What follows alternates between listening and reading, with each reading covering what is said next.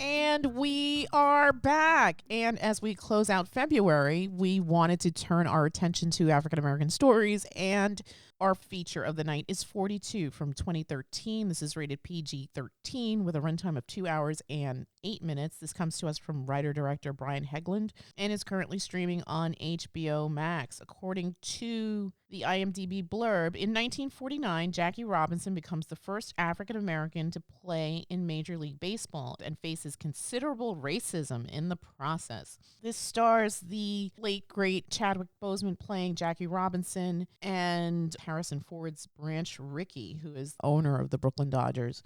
This starts in the 40s after the Second World War and follows how Jackie comes from the Negro Leagues into MLB through Branch Rickey's sponsorship of him. And it's kind of an interesting story. I mean, I knew about Jackie Robinson.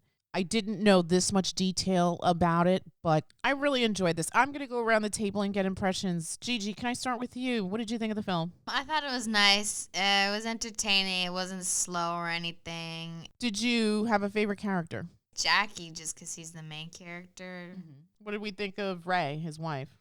Oh, she was beautiful. Isn't she gorgeous? But she's also an interesting character, too, because she has to kind of be there as well. And there is racism in this film. It doesn't shy away from it. And you see how these really exceptional people had to deal and put up with a lot of the stuff that was handed to them. And it's being human, it's not always easy. He has that incident in the hallway, I guess, where he just really loses it because he's just he's done. He's done with going high while everybody else goes low. But he still manages to power through and have this fabulous career. Olive G, what did you think of the film? I thought it was good. Yeah, did you have any favorite characters? No. Did you have any favorite scenes? No, not really. No. Okay. What did you think about the relationship with Rachel, the wife, and Jackie, the husband? I thought it was sweet. Yeah. What did you think of the relationship between Branch, his boss, and Jackie? Ricky definitely cared about Jackie a lot. Yeah. Yeah, it comes through, right, in the story? Yeah.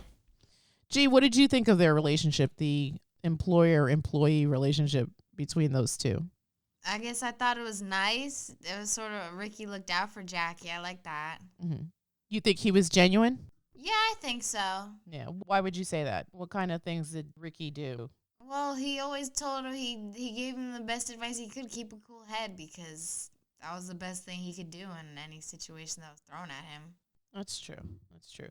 Can I come to you? What did you think of the film? I liked it a lot. I thought it was really good. It told an interesting story for something that, I mean, I don't really care about baseball at all. And I really cared about this story. It's just an interesting part of American history. Right. Not just baseball history, but American history. Yeah. And it did a lot. I mean, there's a reason why Jackie Robinson is held up as this sort of iconic hero.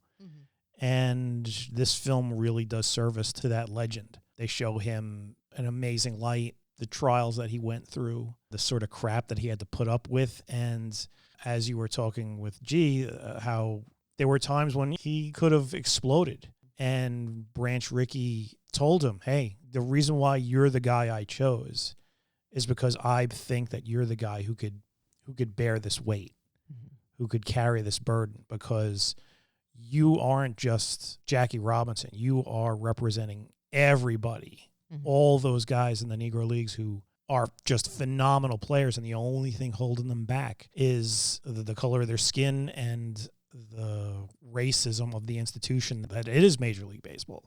And if he proves that, hey, we could play just as amazing baseball, then what you got, if we can win games, if we could do that, and we could do it while putting up with this crap, and not like, oh, did you see how he lost his mind? Did you see how he attacked that guy? Because he was like pointing out examples. He was Ricky was pointing out examples. He's like, if you go after somebody for coming at you, it's not going to be, oh, Jackie Robinson defended himself. It's going to be Jackie Robinson attacked this guy. Yeah, because that's the way it is. That's the lens that everybody's going to shine things through, because that's what they want to see. That's what they want. They want him to crack. And to his credit, Jackie never cracked. Yeah. He came close, but he never cracked. He understood the task that was upon him, the burden that was upon him. Yeah. And he handled it with just absolute grace, absolute professionalism. And it's an amazing story. That's a lot coming from me because I find baseball to be one of the most dull things on the planet. How are you your father's son? I don't know. When I was a kid, the Yankees ruined everything. I remember them losing to the LA Dodgers. Right. That's what they became. And just getting so angry at the game and it was the World Series, and they just wouldn't take this goddamn pitcher out, and he was stinking up the whole thing. I don't remember anybody's name. I just remember being pissed, a little angry boy. And that was it. After that, I just didn't want to watch baseball ever again. Olive G, can I come back to you, kind of to springboard off something that your dad said? In the beginning of the story, Ricky says to, I think, Harold, his little minion, that he loves green money. He doesn't care about black or white. And he wanted Jackie to get brought up to be prospected, I think, for the minor league, the Montreal team. And so later on, through the course of the story, the filmmaker does a really good job of giving everyone time to shine, but also taking his time and telling the story and really developing that relationship between Branch and Jackie. Towards the end of the film, Branch confesses to Jackie that the real reason he wanted to integrate baseball was because he felt, as a young man, he didn't do enough to help a fellow athlete. And so he now had the means, the money, the positioning, and the power to do that. Do you believe that story? Do you believe that that's the reason why Branch wanted to help Jackie and, in a way, kind of ease his conscience for not being able to do more in the past? I don't know. Maybe it could have been telling the truth, and he could have just been lying his ass off. Do you think Branch was a good guy? Yeah, for the most part. He was Methodist, so I don't know if that's the high bar of morality, but I mean, he seemed like a good guy, right? Yeah, for the most part. Yeah. What about you, G? What do you think? I think he was telling the truth. I mean, I feel like that's the thing that motivates a lot of people, like trying to like soothe guilt a bit. So I don't think it's that far-fetched. All right, fair enough. G, can I continue with you? What did you think of the original manager, Leo? Well, he was the one that got kicked off the team for stepping out of his marriage. His name was like DeRocher or something. Yes. It's like he was doing his job. He was an infidel or whatever. I don't care. Yeah. I didn't have much to say about his character other than, yeah, he was getting his job done. He was yelling at the players or whatever when they stepped out of line. The thing that gets me is they got that new manager, and then what the hell was he even doing there? I don't know. At least Leo seemed like he was more involved. Like, I don't know what the other manager was very doing. involved. And what was this? Ricky called him, and he's like, whip the players into shape or whatever. This old guy couldn't do anything. He comes in to the locker room with the lamest speech like ever. It wasn't even like a speech. Yeah. And then he doesn't do anything for like the rest of the movie. Like the next time I saw him, I was like, oh my God, I forgot that he was even here. He didn't do anything. It's just, I mean, I guess obviously they needed like obstacles or whatever. And I guess that's, yeah, Leo had to go or whatever. It's just, I don't know. Isn't that crazy that the Catholics were so much in power that they could influence this firing? It is kind of weird. I mean, the guy was doing his job. I get that he was unfaithful, but who cares? Like, I mean, was that really a big deal? I guess it must have been back in the day. And apparently it was a bigger deal than having a black guy on the team. Apparently, yeah. Can I continue with you? Let's talk about Ben Chapman, played by the lovely Alan Tudyk, who is not lovely in this film. Let's talk about it. Yeah, wow. Alan Tudyk. Oh, my God. Usually we love the crap out of him. I know. I can't imagine those words coming out of King Candy's mouth. No, it's terrible. It's terrible. But, I mean, this is somebody that existed. Yeah. I'm sure Alan Tudyk felt bad playing that role. Yeah. But yeah, that guy was some piece of work. And then I love the reporters like, you think you're out of line for going after him like that? And he's like, what are you talking about?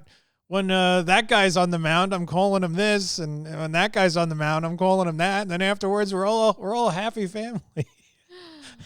That reminded me of Don Rickles. I told you about that time I saw Don Rickles, right? Yeah. He's like dropping the N-word, and I was like, this guy is gonna kill him in the parking lot. And then he ends it with, "Oh, but we're all brothers." And I'm like, dude, what? Yeah, I mean, there is to a degree something about that, because I remember like my grandpa was sort of the same way. They would bust out with like the old timey racial slurs. And like he would be saying them about himself and like his Irish best friend. Yeah. So yeah, they were just busting them out. People had a lot thicker skin back then. Yeah. But yeah, that was pretty brutal. Those scenes that you could see why that was like sort of like a turning point in the movie. Yeah. Agreed. Yeah, that was a pretty rough scene. And man, Alan Tudyk. Oof. I know. I was like, wait a second now. He's going in the no-no corner. Gee, if you were a teammate to Jackie Robinson, would you have stood up for him? Or maybe you would have eased into it. I guess it's hard to unlearn certain patterns of behavior. I don't know.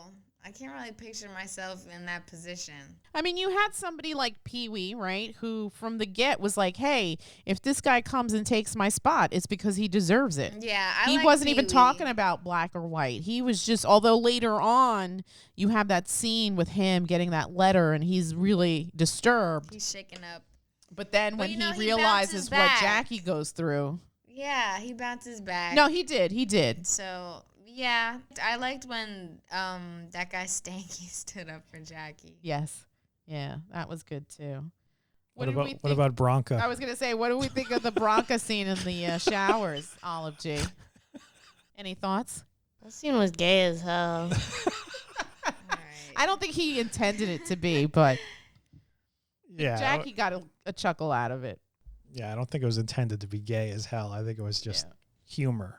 It was funny. What did we think of Red Barber, played by John McGinley, the announcer?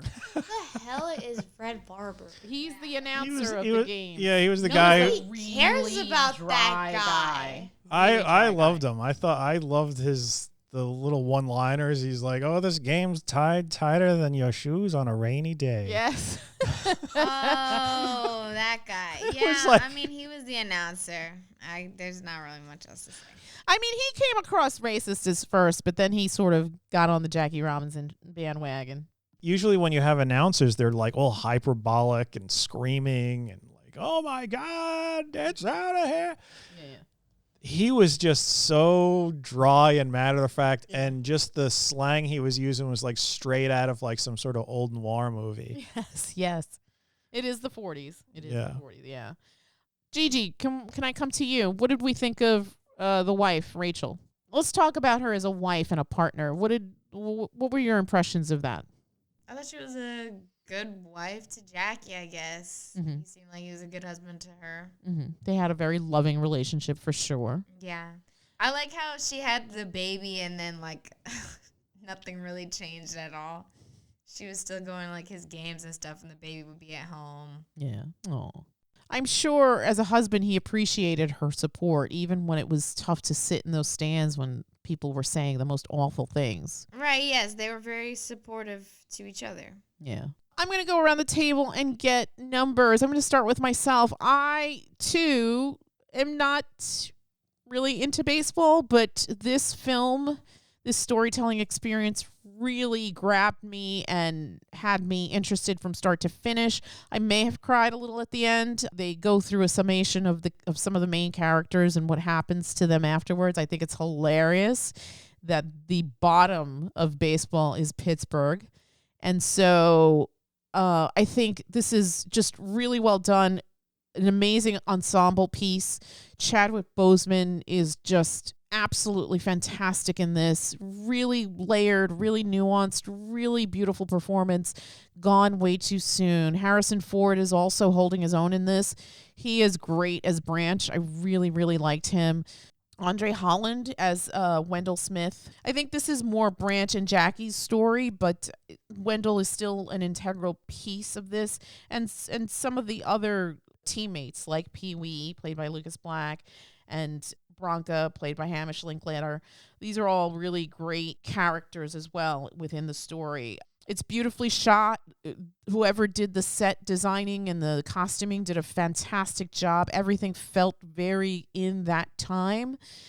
And unfortunately, it is kind of a snapshot of where we are as a nation, where being judged by the color of your skin dictates the life that you'll lead. But through grace and perseverance, Jackie Robinson really makes a name for himself, makes a fantastic career, and goes on to do wonderful things and gives back to the community. And the scale of 1 to 10, I would give this an 8.5. What say you, G? I would say 8. Okay. What do you say? I'd give it an 8. Olive G. I'll probably give it like a 8 or a 7. All right. We just checked out 42 from 2013, rated PG-13, with a runtime of 2 hours and 8 minutes. Thanks so much for stopping by our Friday Family Film Night. And don't forget to like, share, and follow wherever you listen to podcasts. And we'll come back with another review soon. And with that, we'll bid you all a Good night. Good night. good night.